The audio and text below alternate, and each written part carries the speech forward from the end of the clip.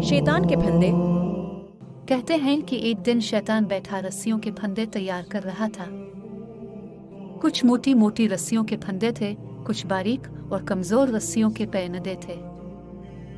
वहां से एक इल्म वाले का गुजर हुआ तो उसने शैतान से पूछा, अरे ओ दुश्मन इंसान, ये क्या कर रहे हो?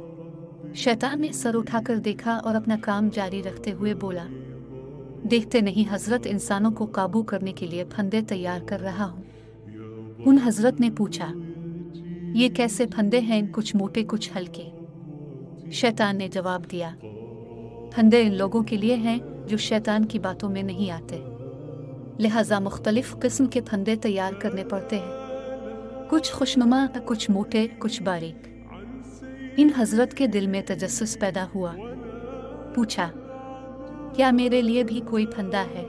शैतान ने सर उठाकर मुस्कुराते हुए कहा, आप इल्म वालों के लिए मुझे फंदे तैयार नहीं करने पड़ते, आप लोगों को तो मैं चुटकियों में घेर लेता हूँ। इल्म का तकब्बुर ही काफ़ी है आप लोगों को फांसने के लिए।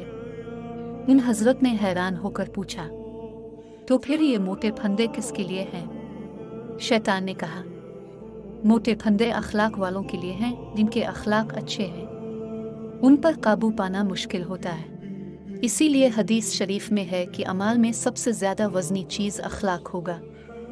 रसूल अल्लाह ये दावा पढ़ते थे, ए अल्लाह, बेशक मैं बुरे अखलाक, बुरे अमाल और बुरी ख्वाहिशात से तेरी पनाह मांगता हूँ। अल्लाह हम सब को बेहतरीन अखलाक वाला बना दे। आमीन या रब्बल आलमीन।